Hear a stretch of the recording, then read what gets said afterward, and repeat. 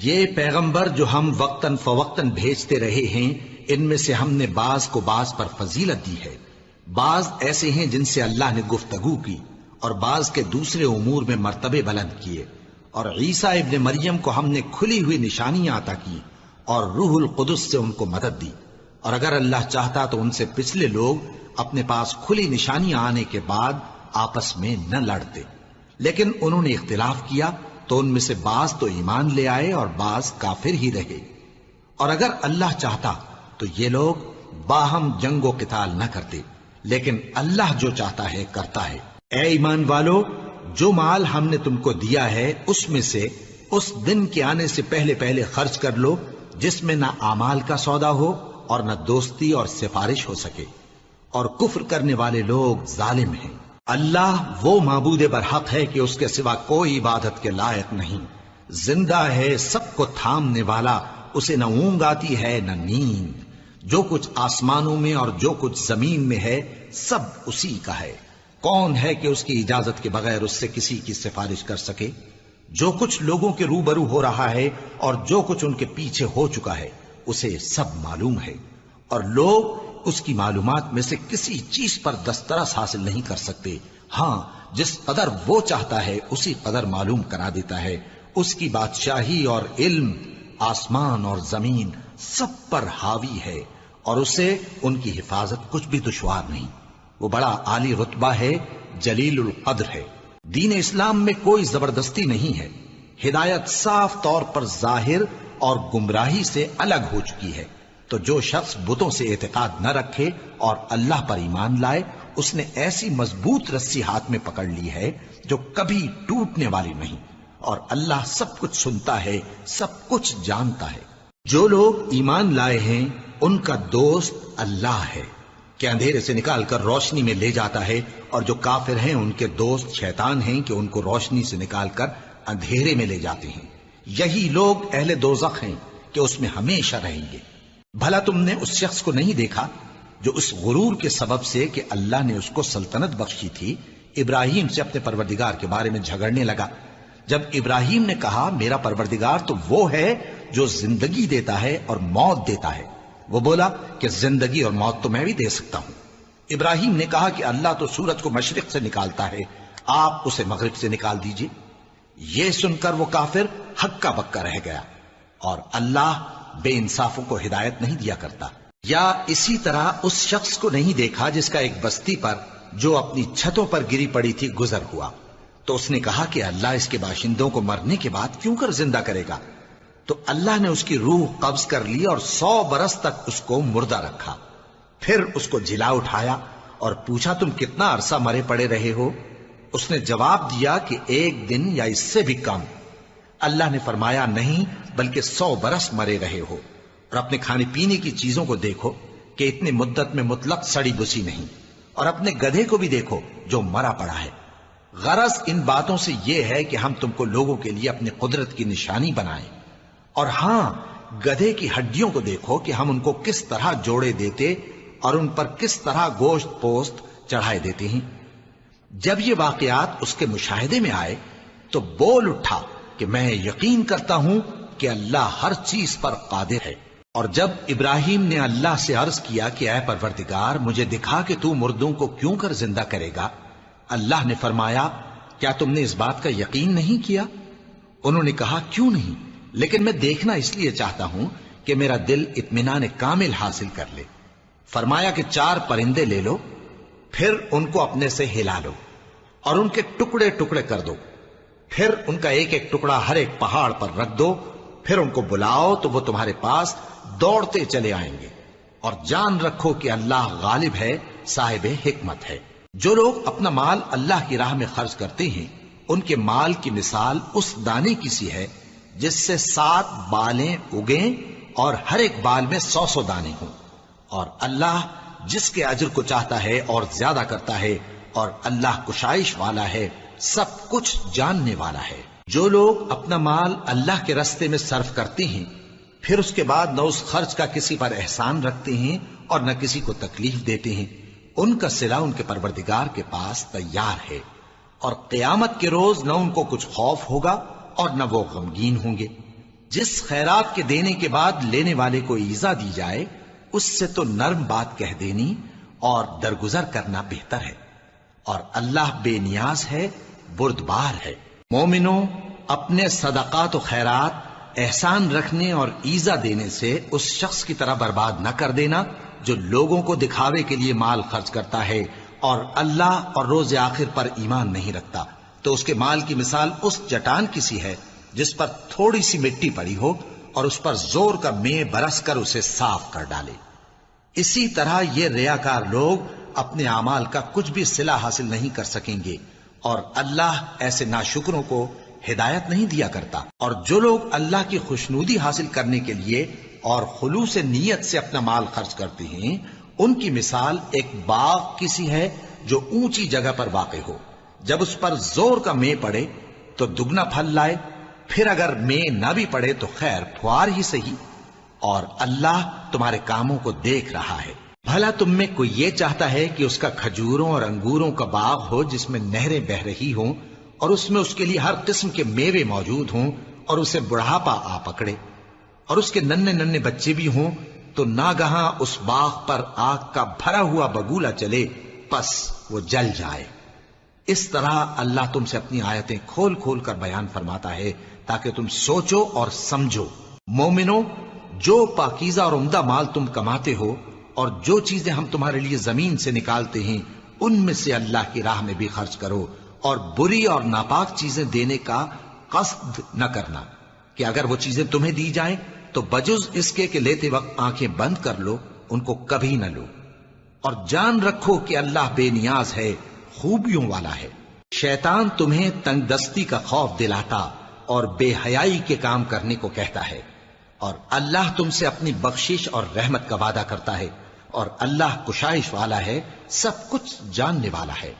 وہ جس کو چاہتا ہے دانائی بخشتا ہے، اور جس کو دانائی ملی بے شک اس کو بڑی نعمت ملی۔ اور نصیحت تو وہی لوگ قبول کرتے ہیں جو عقل مند ہیں، اور تم اللہ کی راہ میں جس طرح کا خرچ کرو یا کوئی نذر مانو اللہ اس کو جانتا ہے، اور ظالموں کا کوئی مددگار نہ ہوگا۔ اگر تم خیرات ظاہر کر کے دو تو وہ بھی خوب ہے، اور اگر پوشیدہ دو اور دو بھی ضرورت مندوں کو تو یہ تمہارے لیے بہتر ہے، اور اس طرح کا دینا تمہارے گناہوں کو بھی دور کرے گا، اور اللہ کو تمہارے سب کاموں کی خبر ہے۔ اے نبی صلی اللہ علیہ وآلہ وسلم، تم ان لوگوں کی ہدایت کے ذمہ دار نہیں ہو، بلکہ اللہ ہی جس کو چاہتا ہے ہدایت بخشتا ہے۔ اور مومنو، تم جو مال خرچ کرو گے تو اس کا فائدہ تمہیں کو ہے، اور تم تو جو خرچ کرو گے اللہ کی خوشنودی کے لیے کرو گے، اور جو مال تم خرچ کرو گے وہ تمہیں پورا پورا دے دیا جائے گا اور تمہارا کچھ نقصان نہیں کیا جائے گا۔ اور ہاں، تم جو خرچ کرو گے تو ان حاجت مندوں کے لیے جو اللہ کی راہ میں رکے بیٹھے ہیں اور ملک میں کسی طرف جانے کی طاقت نہیں رکھتے اور مانگنے سے آر رکھتے ہیں، یہاں تک کہ نہ مانگنے کی وجہ سے ناواقف شخص ان کو تونگر خیال کرتا ہے، اور تم قیافے سے ان کو صاف پہچان لو کہ حاجت مند ہیں، اور شرم کے سبب لوگوں سے منہ پھوڑ کر اور لپٹ کر نہیں مانگ سکتے۔ اور تم جو مال خرچ کرو گے کچھ شک نہیں کہ اللہ اس کو جانتا ہے۔ جو لوگ اپنا مال رات اور دن اور پوشیدہ اور ظاہر اللہ کی راہ میں خرچ کرتے رہتے ہیں، ان کا صلہ ان کے پروردگار کے پاس ہے، اور ان کو قیامت کے دن نہ کسی طرح کا خوف ہوگا اور نہ غم۔ جو لوگ سود کھاتے ہیں وہ قبروں سے اس طرح حواس باختہ اٹھیں گے جیسے کسی کو جن نے لپٹ کر دیوانہ بنا دیا ہو، یہ اس لیے کہ وہ کہتے ہیں کہ سودا بیچنا بھی تو نفع کے لحاظ سے ویسا ہی ہے جیسے سود لینا، حالانکہ سودے کو اللہ نے حلال کیا ہے اور سود کو حرام۔ تو جس شخص کے پاس اللہ کی نصیحت پہنچی اور وہ سود لینے سے باز آ گیا تو جو پہلے ہو چکا وہ اس کا، اور قیامت میں اس کا معاملہ اللہ کے سپرد، اور جو پھر لینے لگا تو ایسے لوگ دوزخی ہیں کہ ہمیشہ دوزخ میں جلتے رہیں گے۔ اللہ سود کو نابود یعنی بے برکت کرتا اور خیرات کی برکت کو بڑھاتا ہے، اور اللہ کسی ناشکر گناہگار کو دوست نہیں رکھتا۔ جو لوگ ایمان لائے اور نیک عمل کرتے اور نماز پڑھتے اور زکوٰۃ دیتے رہے، ان کو ان کے کاموں کا صلہ اللہ کے ہاں ملے گا، اور قیامت کے دن ان کو نہ کچھ خوف ہوگا اور نہ وہ غمناک ہوں گے۔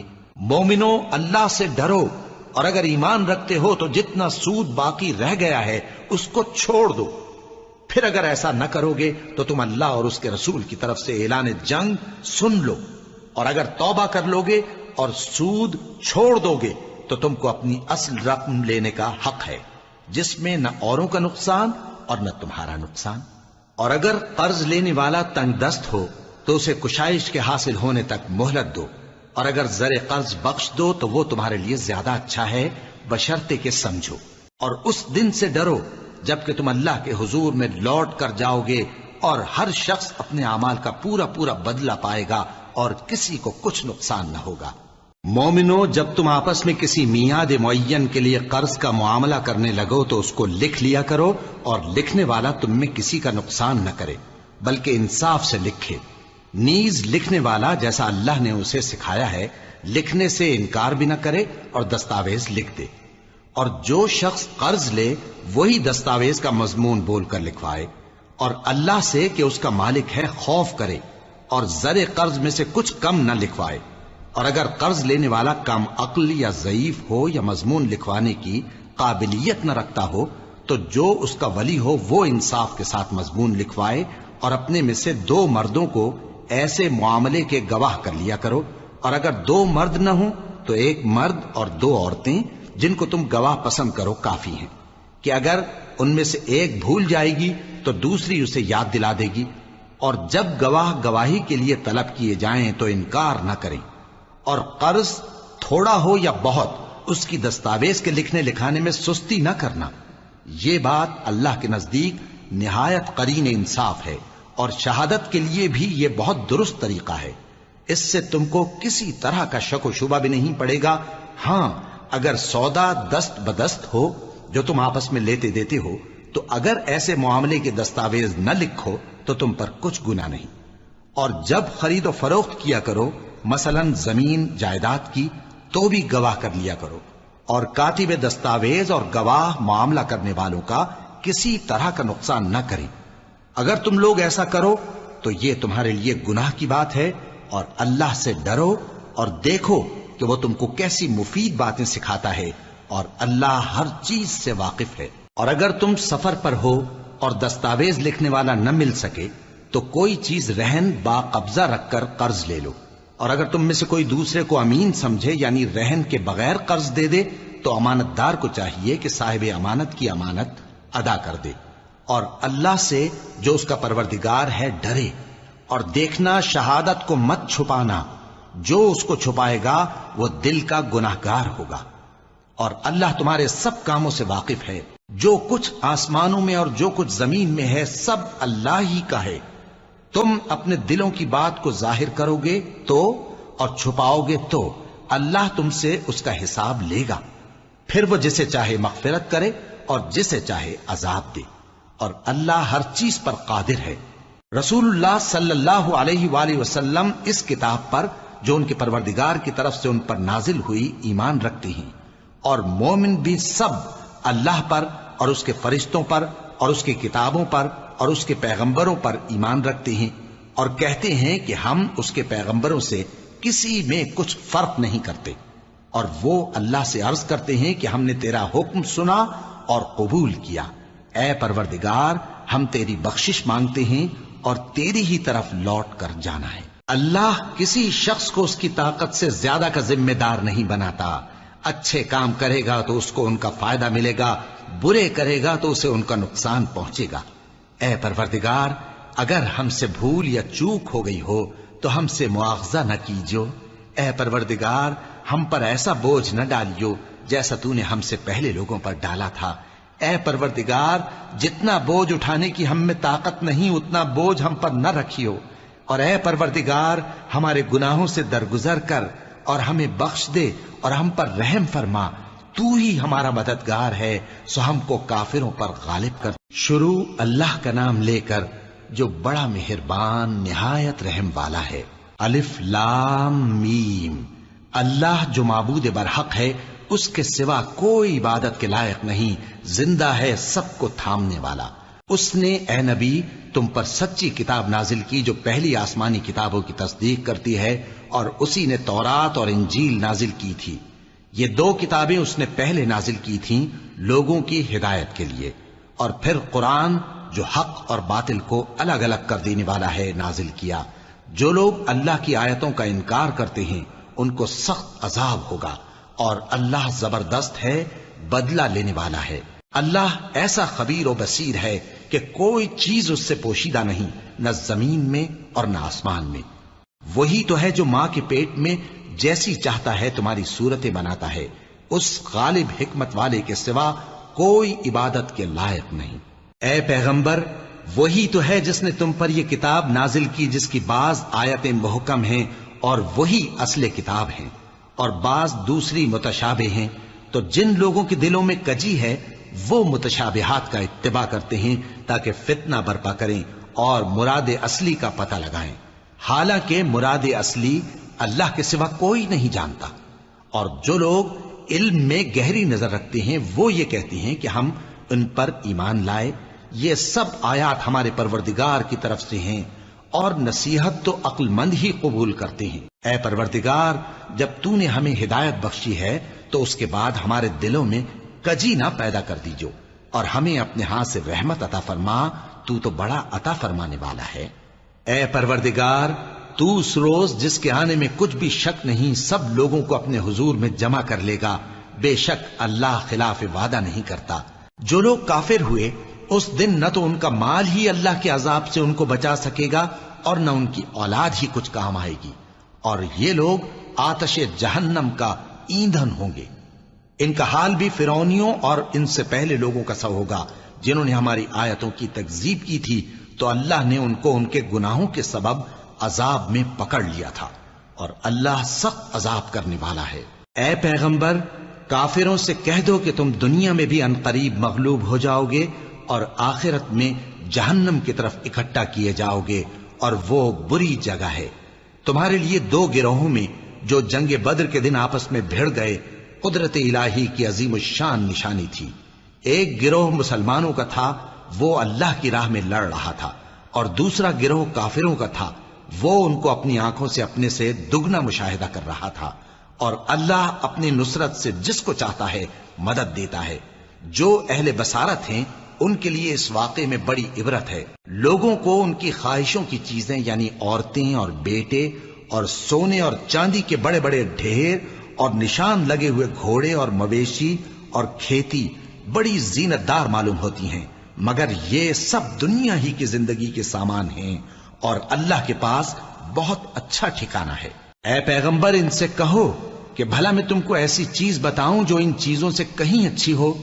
سنو، جو لوگ پرہیزگار ہیں ان کے لیے اللہ کے ہاں باغات بہشت ہیں جن کے نیچے نہریں بہ رہی ہیں، ان میں وہ ہمیشہ رہیں گے، اور پاکیزہ بیویاں ہیں، اور سب سے بڑھ کر اللہ کی خوشنودی۔ اور اللہ اپنے سب بندوں کو دیکھ رہا ہے جو اللہ سے التجا کرتے ہیں کہ اے پروردگار، ہم ایمان لے آئے سو ہم کو ہمارے گناہ معاف فرما اور ہم کو دوزخ کے عذاب سے محفوظ رکھ۔ یہ وہ لوگ ہیں جو مشکلات میں صبر کرتے اور سچ بولتے اور عبادت میں لگے رہتے اور نیکی میں خرچ کرتے اور اوقات سحر میں گناہوں کی معافی مانگا کرتے ہیں۔ اللہ تو اس بات کی گواہی دیتا ہے کہ اس کے سوا کوئی معبود نہیں، اس حال میں کہ وہ انصاف کا حاکم ہے، اور فرشتے اور علم والے بھی گواہی دیتے ہیں کہ اس غالب حکمت والے کے سوا کوئی لائق عبادت نہیں۔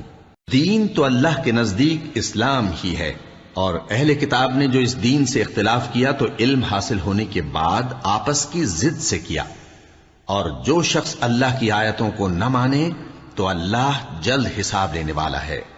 اے پیغمبر، پس اگر یہ لوگ تم سے جھگڑنے لگیں تو کہنا کہ میں اور میرے پیرو تو اللہ کے فرمانبردار ہو چکے، اور اہل کتاب اور ان پڑھ لوگوں سے کہو کہ کیا تم بھی اللہ کے فرمانبردار بنتے اور اسلام لاتے ہو؟ پس اگر یہ لوگ اسلام لے آئیں تو بے شک ہدایت پالیں، اور اگر تمہارا کہا نہ مانے تو تمہارا کام صرف اللہ کا پیغام پہنچا دینا ہے، اور اللہ اپنے بندوں کو دیکھ رہا ہے۔ جو لوگ اللہ کی آیتوں کو نہیں مانتے اور انبیاء کو ناحق قتل کرتے رہے ہیں، اور جو انصاف کرنے کا حکم دیتے ہیں انہیں بھی مار ڈالتے ہیں، ان کو دکھ دینے والے عذاب کی خوشخبری سنا دو۔ یہ ایسے لوگ ہیں جن کے اعمال دنیا اور آخرت دونوں میں برباد ہیں، اور ان کا کوئی مددگار نہیں ہوگا۔ بھلا تم نے ان لوگوں کو نہیں دیکھا جن کو کتاب یعنی تورات سے حصہ دیا گیا اور وہ اس کتاب اللہ یعنی قرآن کی طرف بلائے جاتے ہیں تاکہ یہ ان کے تنازعات کا ان میں فیصلہ کر دے؟ تو ایک فریق ان میں سے پھر جاتا ہے اور منہ پھیر لیتا ہے، یہ اس لیے کہ یہ اس بات کے قائل ہیں کہ دوزخ کی آگ ہمیں چند روز کے سوا چھو ہی نہیں سکے گی، اور جو کچھ یہ دین کے بارے میں بہتان باندھتے رہے ہیں اس نے ان کو دھوکے میں ڈال رکھا ہے۔ تو اس وقت کیا حال ہوگا جب ہم ان کو جمع کریں گے، یعنی اس روز جس کے آنے میں کچھ بھی شک نہیں، اور ہر نفس اپنے اعمال کا پورا پورا بدلہ پائے گا اور ان پر ظلم نہیں کیا جائے گا۔ کہو کہ اے اللہ، اے بادشاہی کے مالک، تو جس کو چاہے بادشاہی بخشے اور جس سے چاہے بادشاہی چھین لے، اور جس کو چاہے عزت دے اور جسے چاہے ذلیل کرے۔ ہر طرح کی بھلائی تیرے ہی ہاتھ ہے اور بے شک تو ہر چیز پر قادر ہے۔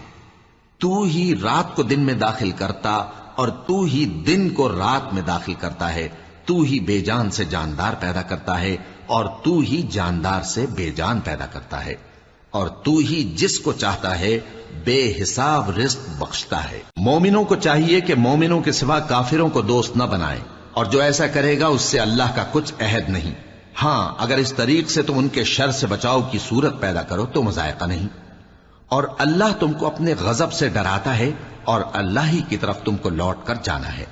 اے پیغمبر، لوگوں سے کہہ دو کہ کوئی بات تم اپنے دلوں میں مخفی رکھو یا اسے ظاہر کرو، اللہ اس کو جانتا ہے، اور جو کچھ آسمانوں میں اور جو کچھ زمین میں ہے اس کو سب کی خبر ہے، اور وہ ہر چیز پر قادر ہے۔ جس دن ہر شخص اپنی کی ہوئی نیکی کو موجود پا لے گا اور اپنی برائی کو بھی دیکھ لے گا تو آرزو کرے گا کہ اے کاش اس میں اور اس برائی میں دور کی مسافت ہو جاتی، اور اللہ تم کو اپنے غضب سے ڈراتا ہے اور اللہ اپنے بندوں پر نہایت مہربان ہے۔ اے پیغمبر، لوگوں سے کہہ دو کہ اگر تم اللہ کو دوست رکھتے ہو تو میری پیروی کرو، اللہ بھی تمہیں دوست رکھے گا اور تمہارے گناہ معاف کر دے گا، اور اللہ بخشنے والا ہے، مہربان ہے۔ کہہ دو کہ اللہ اور اس کے رسول کا حکم مانو، پس اگر وہ نہ مانے تو اللہ بھی کافروں کو دوست نہیں رکھتا۔ اللہ نے آدم اور نوح اور خاندان ابراہیم اور خاندان عمران کو تمام جہان کے لوگوں میں سے منتخب فرمایا تھا، ان میں سے بعض کی اولاد تھے، اور اللہ سننے والا ہے، جاننے والا ہے۔ وہ وقت یاد کرنے کے لائق ہے جب عمران کی بیوی نے کہا کہ اے پروردگار، جو بچہ میرے پیٹ میں ہے میں اس کو تیری نظر کرتی ہوں، اسے دنیا کے کاموں سے آزاد رکھوں گی، تو اسے میری طرف سے قبول فرما، تو سننے والا ہے، جاننے والا ہے۔ پھر جب ان کے ہاں بچہ پیدا ہوا تو کہنے لگی کہ پروردگار، میرے تو لڑکی ہوئی ہے، جبکہ اللہ خوب جانتا تھا جو ان کے ہاں ولادت ہوئی تھی، اور نہ ہوتا لڑکا مانند اس لڑکی کے، اور کہنے لگی میں نے اس کا نام مریم رکھا ہے، اور میں اس کو اور اس کی اولاد کو شیطان مردود سے تیری پناہ میں دیتی ہوں۔ تو اس کے پروردگار نے اس کو پسندیدگی کے ساتھ قبول فرمایا اور اسے اچھی طرح پرورش کیا، اور زکریا کو اس کا کفیل بنایا۔ زکریا جب کبھی عبادت گاہ میں اس کے پاس جاتے تو اس کے پاس کھانا پاتے۔ یہ کیفیت دیکھ کر ایک دن مریم سے پوچھنے لگے کہ مریم، یہ کھانا تمہارے پاس کہاں سے آتا ہے؟ وہ بولی کہ اللہ کے ہاں سے آتا ہے، بے شک اللہ جسے چاہتا ہے بے حساب رزق دیتا ہے۔ اس وقت زکریا نے اپنے پروردگار کو پکارا، عرض کی کہ پروردگار، مجھے اپنی طرف سے اولاد صالح عطا فرما، تو بے شک دعا سننے والا ہے۔ چنانچہ وہ ابھی عبادت گاہ میں کھڑے نماز ہی پڑھ رہے تھے کہ فرشتوں نے آواز دی کہ زکریا، اللہ تمہیں یحییٰ کی بشارت دیتا ہے، جو کلمۃ اللہ یعنی عیسیٰ کی تصدیق کریں گے اور سردار ہوں گے اور عورتوں سے رغبت نہ رکھنے والے اور ایک پیغمبر یعنی نیکوکاروں میں ہوں گے۔ زکریا نے کہا، اے پروردگار، میرے ہاں لڑکا کیوں کر پیدا ہوگا کہ میں تو بڈھا ہو گیا ہوں اور میری بیوی بانجھ ہے؟ فرمایا اسی طرح اللہ جو چاہتا ہے کرتا ہے۔ زکریا نے کہا کہ پروردگار، میرے لیے کوئی نشانی مقرر فرما دے۔ فرمایا تمہاری نشانی یہ ہے کہ تم لوگوں سے 3 دن اشارے کے سوا بات نہ کر سکو گے، تو ان دنوں میں اپنے پروردگار کی کثرت سے یاد اور صبح و شام اس کی تسبیح کرنا۔ اور جب فرشتوں نے مریم سے کہا کہ مریم، اللہ نے تم کو برگزیدہ کیا ہے اور تمہیں پاک بنایا ہے اور دنیا جہان کی عورتوں میں سے تم کو منتخب کیا ہے، اے مریم اپنے پروردگار کی فرما برداری کرنا اور سجدہ کرنا اور رکوع کرنے والوں کے ساتھ رکوع کرنا۔ اے نبی، یہ باتیں اخبار غیب میں سے ہیں جو ہم تمہارے پاس بھیجتے ہیں۔ اور جب وہ لوگ اپنے قلم بطور قرعہ ڈال رہے تھے کہ مریم کا کفیل کون بنے تو تم ان کے پاس نہیں تھے، اور نہ اس وقت ہی ان کے پاس تھے جب وہ آپس میں جھگڑ رہے تھے۔ وہ وقت بھی یاد کرنے کے لائق ہے جب فرشتوں نے مریم سے کہا کہ مریم، اللہ تم کو اپنی طرف سے ایک کلمے کی بشارت دیتا ہے جس کا نام مسیح اور مشہور عیسیٰ ابن مریم ہوگا، اور جو دنیا اور آخرت میں آبرو مند اور مقربین میں سے ہوگا، اور ماں کی گود میں اور بڑی عمر کا ہو کر دونوں حالتوں میں لوگوں سے یکساں گفتگو کرے گا اور نیکوکاروں میں ہوگا۔ مریم نے کہا کہ پروردگار، میرے ہاں بچہ کیوں کر ہوگا کہ کسی انسان نے مجھے ہاتھ تک تو لگایا نہیں۔ فرمایا کہ اللہ اسی طرح جو چاہتا ہے پیدا کرتا ہے، جب وہ کوئی کام کرنا چاہتا ہے تو ارشاد فرما دیتا ہے کہ ہو جا تو وہ ہو جاتا ہے۔ اور وہ اسے کتاب و حکمت اور تورات اور انجیل کا علم عطا کرے گا، اور عیسیٰ بنی اسرائیل کی طرف پیغمبر ہو کر جائیں گے اور کہیں گے کہ میں تمہارے پاس تمہارے پروردگار کی طرف سے نشانی لے کر آیا ہوں، وہ یہ کہ تمہارے سامنے مٹی سے پرندے کی صورت بناتا ہوں، پھر اس میں پھونک مارتا ہوں تو وہ اللہ کے حکم سے سچ مچ پرندہ ہو جاتا ہے، اور پیدائشی اندھے اور ابرص کو تندرست کر دیتا ہوں، اور اللہ کے حکم سے مردوں کو زندہ کر دیتا ہوں، اور جو کچھ تم کھا کر آتے ہو اور جو اپنے گھروں میں جمع کر رکھتے ہو سب تم کو بتا دیتا ہوں۔ اگر تم صاحب ایمان ہو تو ان باتوں میں تمہارے لیے نشانی ہے، اور مجھ سے پہلے جو تورات نازل ہوئی تھی اس کی تصدیق بھی کرتا ہوں، اور میں اس لیے بھی آیا ہوں کہ بعض چیزیں جو تم پر حرام تھیں ان کو تمہارے لیے حلال کر دوں، اور میں تو تمہارے پروردگار کی طرف سے نشانی لے کر آیا ہوں، تو اللہ سے ڈرو اور میرا کہا مانو۔ کچھ شک نہیں کہ اللہ ہی میرا اور تمہارا پروردگار ہے، تو اسی کی عبادت کرو، یہی سیدھا رستہ ہے۔ پھر جب عیسیٰ نے ان کی طرف سے انکار و نافرمانی ہی دیکھی تو کہنے لگے کہ کوئی ہے جو اللہ کا طرفدار اور میرا مددگار ہو؟ حواری بولے کہ ہم اللہ کے طرفدار اور آپ کے مددگار ہیں، ہم اللہ پر ایمان لائے اور آپ گواہ رہیں کہ ہم فرمانبردار ہیں۔ اے پروردگار، جو کتاب تو نے نازل فرمائی ہے ہم اس پر ایمان لے آئے اور تیرے پیغمبر کے متبع ہو چکے، تو ہم کو ماننے والوں میں لکھ رکھ۔ اور وہ یعنی یہود قتل عیسیٰ کے بارے میں ایک چال چلے، اور اللہ نے بھی عیسیٰ کو بچانے کے لیے تدبیر کی، اور اللہ بہترین تدبیر کرنے والا ہے۔ اس وقت اللہ نے فرمایا کہ عیسیٰ، میں تمہاری دنیا میں رہنے کی مدت پوری کر کے تم کو اپنی طرف اٹھا لوں گا اور تمہیں کافروں کی صحبت سے پاک کر دوں گا، اور جو لوگ تمہاری پیروی کریں گے ان کو کافروں پر قیامت تک فائق و غالب رکھوں گا۔ پھر تم سب میرے پاس لوٹ کر آؤ گے تو جن باتوں میں تم اختلاف کرتے رہے اس دن تم میں ان کا فیصلہ کر دوں گا۔ اب جو کافر ہوئے ان کو دنیا اور آخرت دونوں میں سخت عذاب دوں گا، اور ان کا کوئی مددگار نہ ہوگا۔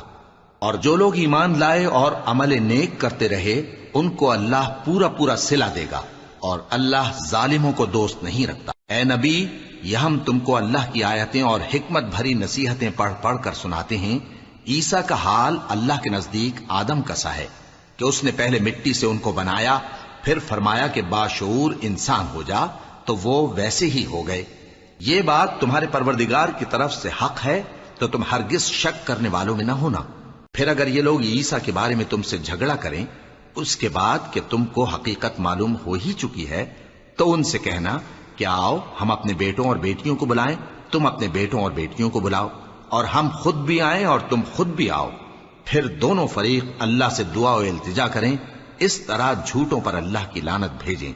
یہ تمام بیانات صحیح ہیں، اور اللہ کے سوا کوئی معبود نہیں، اور بے شک اللہ غالب ہے، صاحب حکمت ہے۔ بس اگر یہ لوگ پھر جائیں تو اللہ مفسدوں کو خوب جانتا ہے۔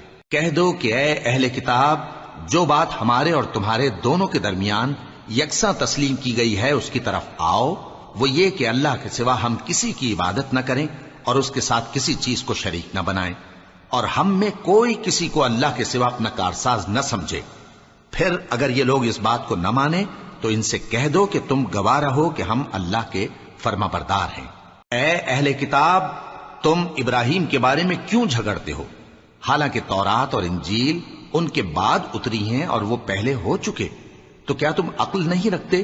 دیکھو، ایسی بات میں تو تم نے جھگڑا کیا ہی تھا جس کا تمہیں کچھ علم تھا بھی، مگر ایسی بات میں کیوں جھگڑتے ہو جس کا تم کو کچھ بھی علم نہیں؟ اور اللہ جانتا ہے اور تم نہیں جانتے۔ ابراہیم نہ تو یہودی تھے اور نہ عیسائی، بلکہ سب سے بے تعلق ہو کر ایک اللہ کے ہو رہے تھے اور اسی کے فرمانبردار تھے اور مشرکوں میں نہ تھے۔